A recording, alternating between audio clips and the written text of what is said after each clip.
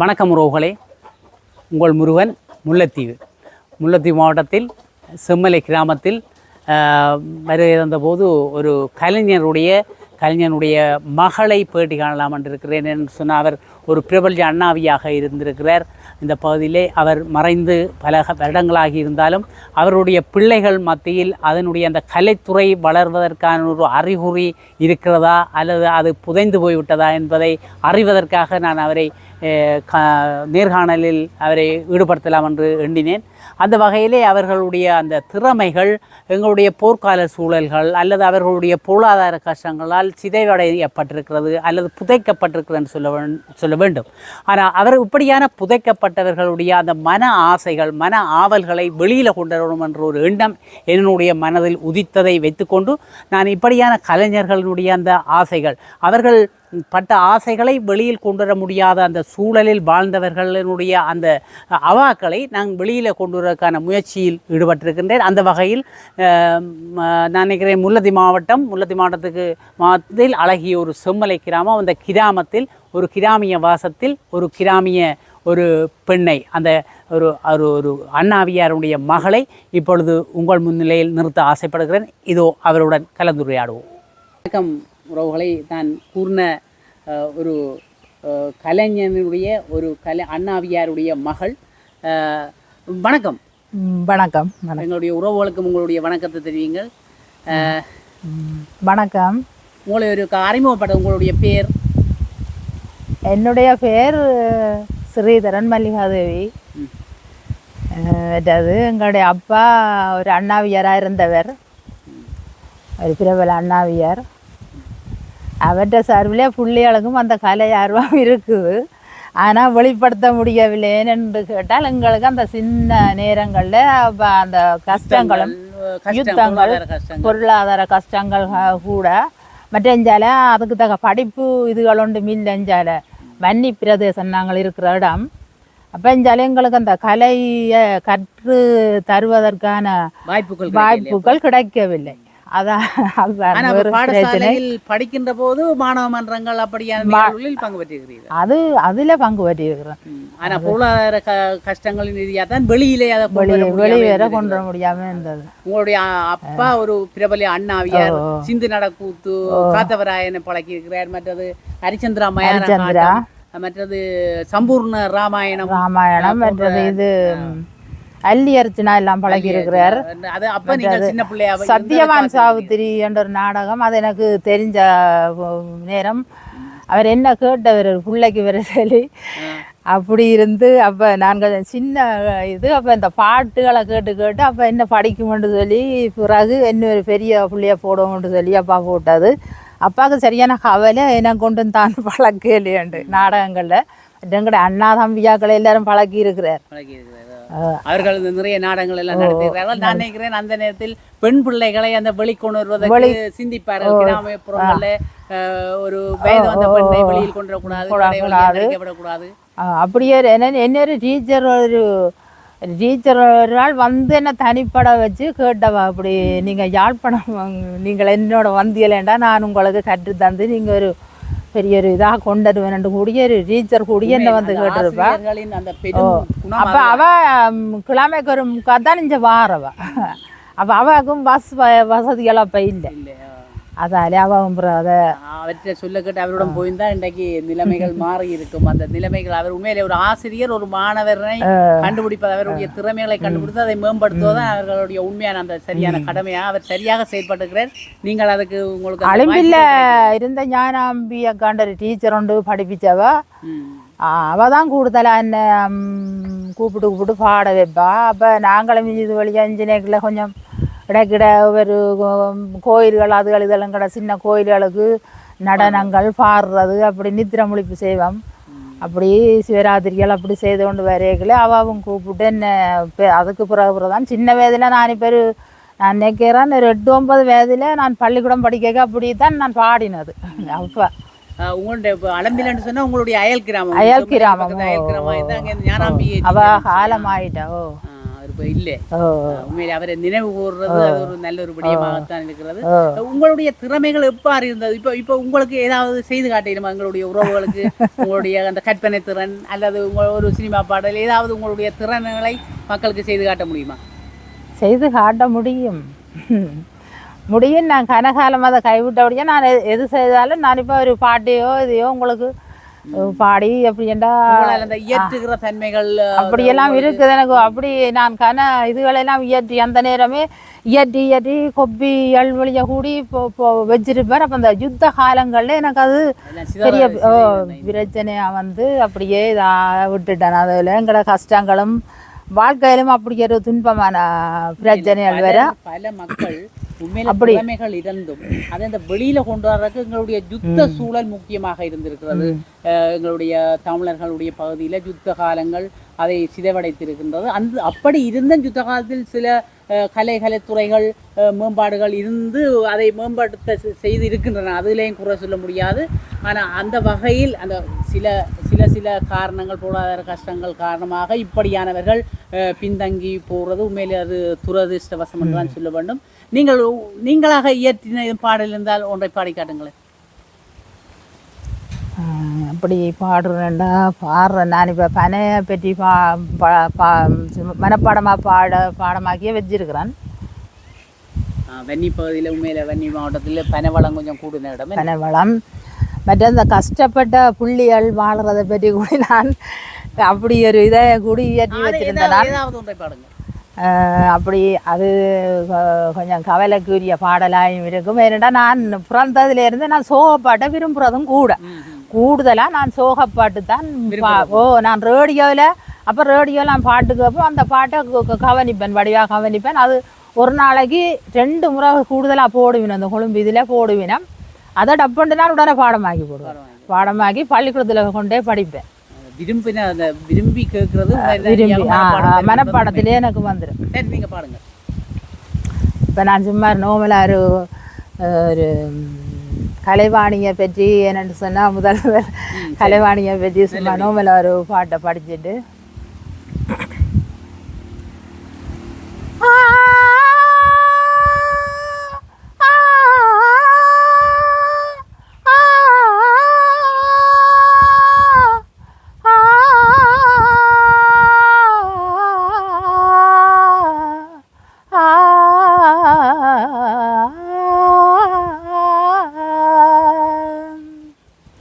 கலைமகள் கை பருளே உன்னை கவனிக்காள் இல்லையோ,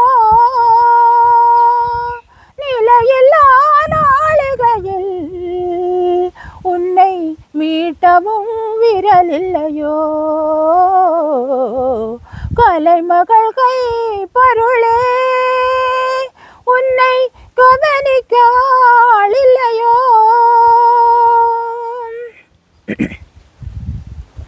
உன்னிடம் 1000 ராகங்களே, உனக்குள் 1000 கீதங்களே.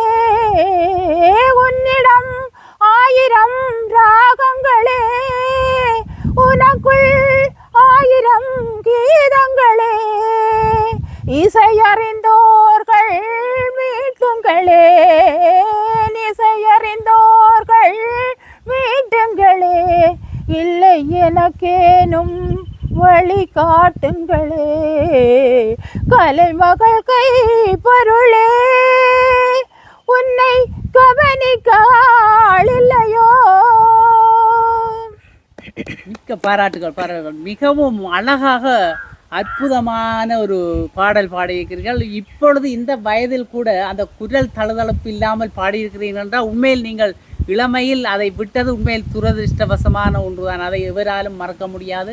நானும் அதில் வருந்துகிறேன். இப்படியான ஒரு திறமை இதுவரை காலமும் மழுங்கடிக்கப்பட்டிருக்கிறது. அது எனக்கூடாக வெளிவருவது என்பதிலும் நான் சந்தோஷம் அடைகிறேன். எங்களுடைய உறவுகள் உண்மையில் இவருடைய அந்த எப்படி இருந்தது என்றதை உங்களுடைய கருத்துகள் கீழே கொமெண்ட்ஸில் நீங்கள் போட்டால் மிகவும் அவருக்கும் ஒரு உற்சாகமாக இருக்கும்.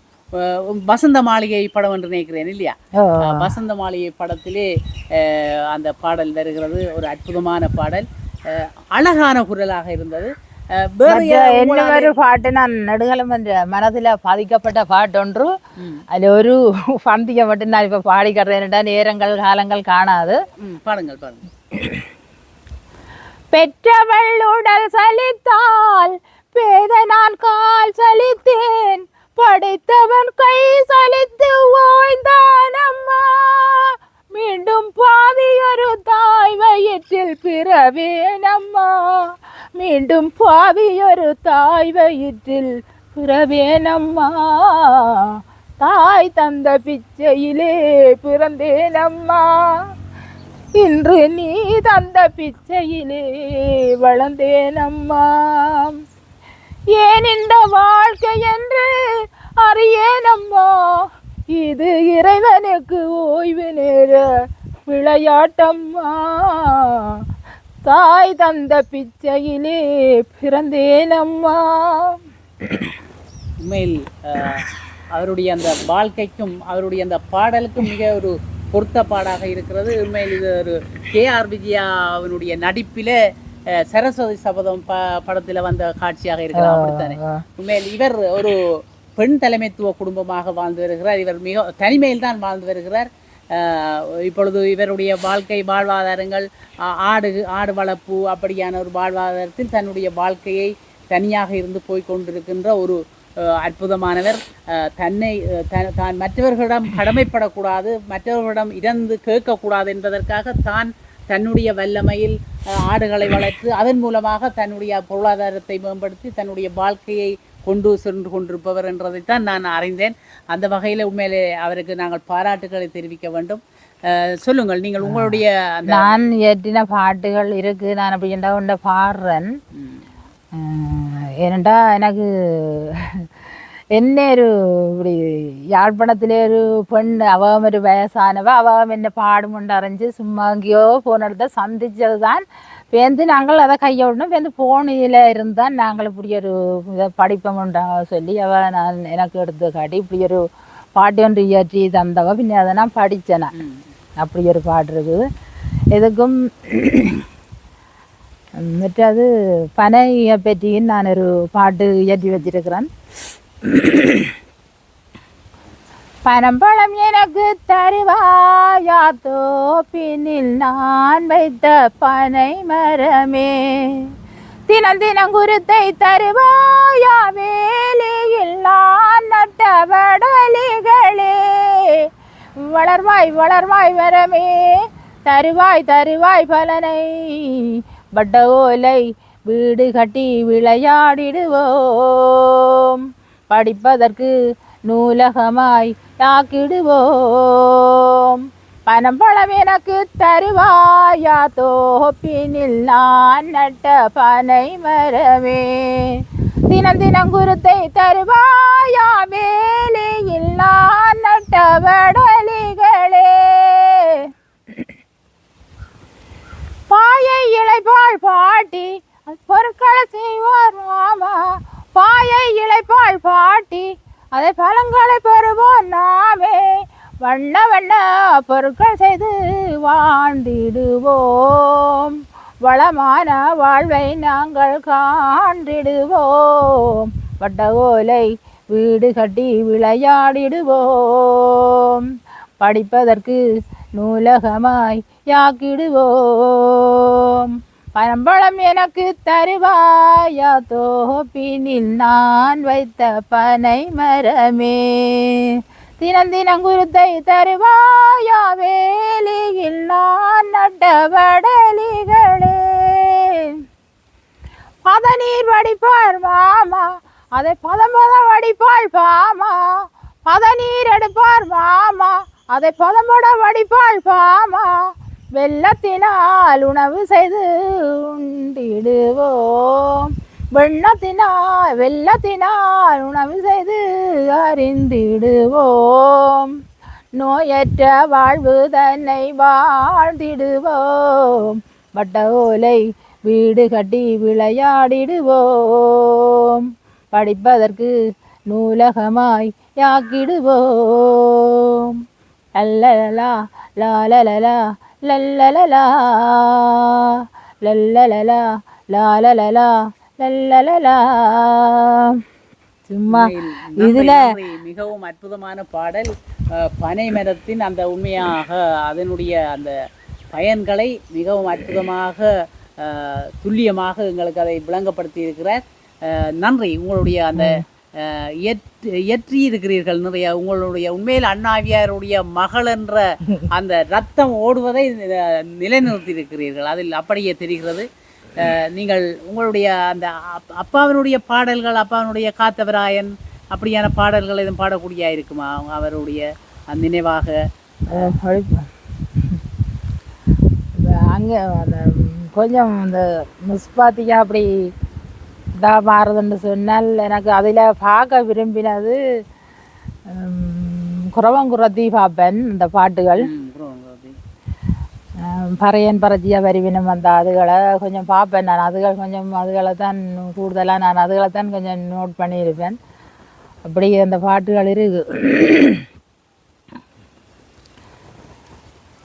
தனதிந்தின்னா தனதிந்தின்னா தனதிந்தின்னா தினனா தனதிந்தின்னா தனதிந்தின்னா தனதிந்தின்னா தினனா தினனா திந்தினனா திந்தினனா திந்தினனா தினனா திந்தினனா திந்தினனா திந்தினனா. பச்சை குத்தி குறி சொல்லுவோம் உத்தமரே நாங்கள், உத்தமரே நாங்கள். பொய்யென்றால் பணம் வேண்டான் ராஜா மகராஜா. தனதிந்தின்னா தனதிந்தின்னா தனதிந்தின்னா தினனா தினனா திந்தினனா திந்தினனா திந்தினனா. இது இப்படி குறையா தான் அது கொஞ்சம் கொஞ்சம் பாடல் அதிலே வர சட்டங்கள் இருக்கிறது. அந்த பாடல்களை நாங்கள் இன்னொரு முறை உங்களுடைய சந்திக்கின்ற போது பல பாடல்களை உங்களுக்கு நாங்கள் இந்த தர்க்க பாடல்கள், ஹரிச்சந்திராவினுடைய பாடல்கள் அப்படியான பாடல்களை உங்கள் மூலமாக எடுக்கலாம். என்னென்ன எங்களுக்கு நேரம் முக்கியத்துவம் வாய்ந்தது. நேரம் குறிப்பிட்ட நேரத்துக்குள் தான் நாங்கள் எடுத்து முடிக்க வேண்டும். இந்த உங்களுடைய தந்தையாருடைய கலைத்துறை எவ்வாறு அவரை எவ்வாறு இனங்கண்டார்கள்? அவருடைய அப்பா அம்மா அவரை இனங்கண்டார்களா அல்லது அது உங்களுக்கு ஞாபகம் இருக்கிறதா? அவருக்கு இந்த கலையிலே ஒரு ஆர்வம் இருந்திருக்கு. சின்ன பிள்ளையிலேருந்தே அவருக்கு அது இருந்திருக்குது.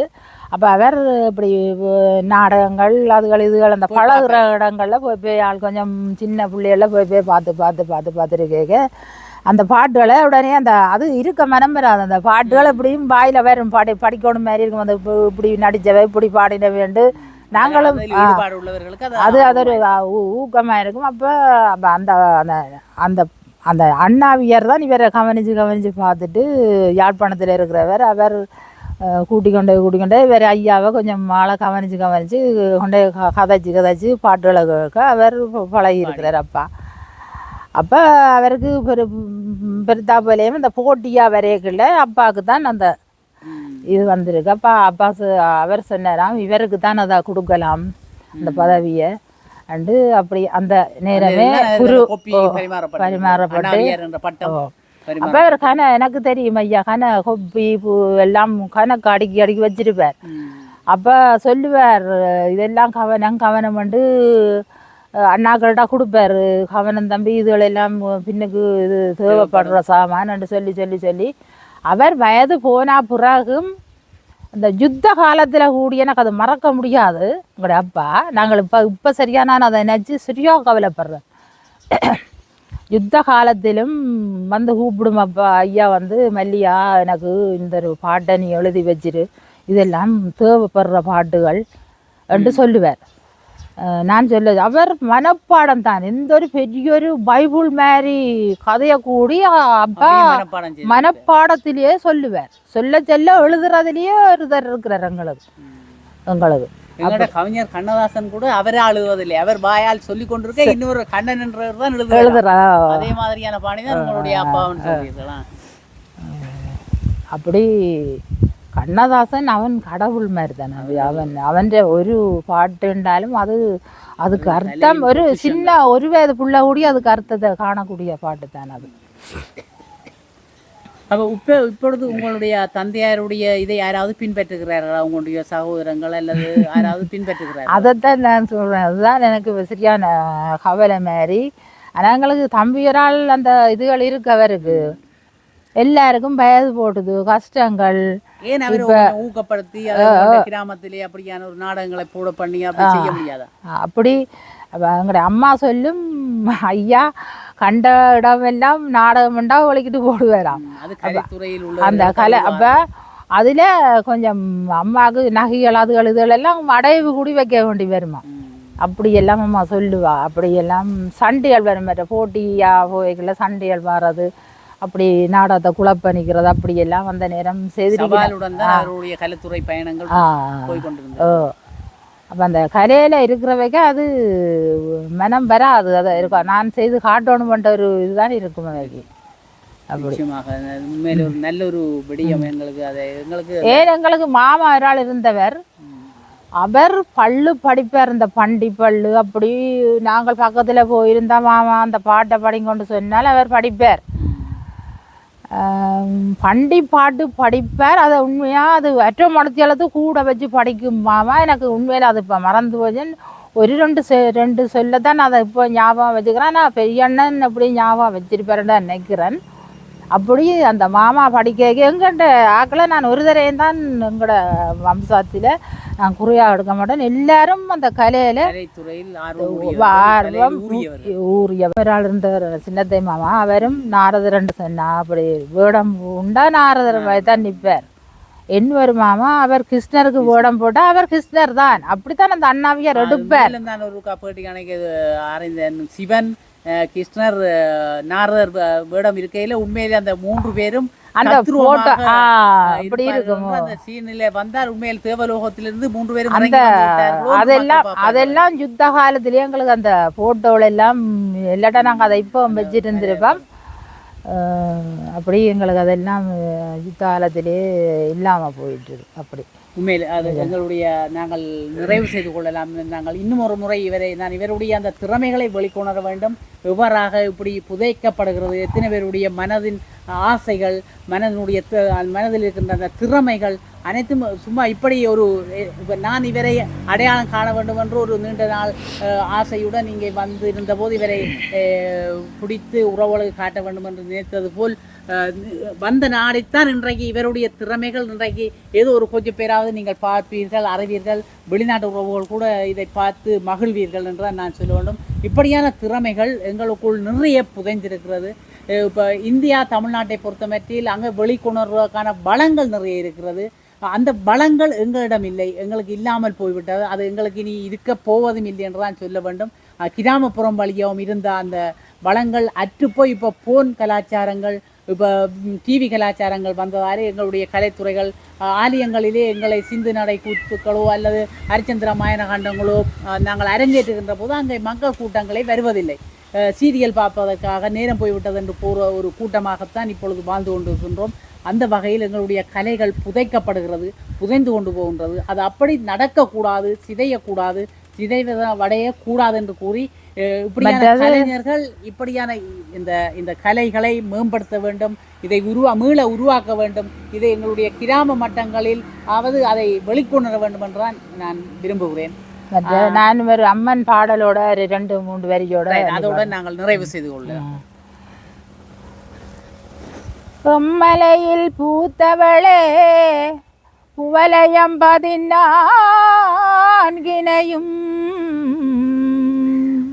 பூத்த வண்ணம் காத்தவளே பின்கரத்தவளே கார் கண்டே எனக்கு மூத்தவளே என்றும் மூவா முகிந்தற்கு இளையவளே மாத்தவளே உன்னை அன்றி மற்றோர் தெய்வம் வந்திப்பதே.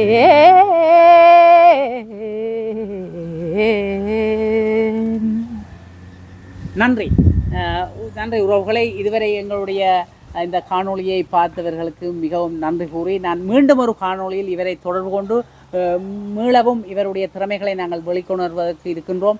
அந்த வகையிலே நாங்கள் அதை மீண்டும் உங்களுக்கு தருவோம் என்ற நம்பிக்கையில் உங்களிடம் இந்த விடைபெறுகின்றோம். இதுவரை எங்களுக்காக நான் கேட்டதுக்கு தன்னுடைய அந்த திறமைகளை வெளிக்காட்டி எங்களுடைய உறவுகளை மகிழ்விப்பதற்கு வந்தமைக்காக உங்களுக்கு எங்களுடைய மனப்பூர்வமான நன்றியை தெரிவித்துக் கொள்கிறோம். நான் நன்றி தெரிவித்துக் கொள்கிறேன். ஓகே.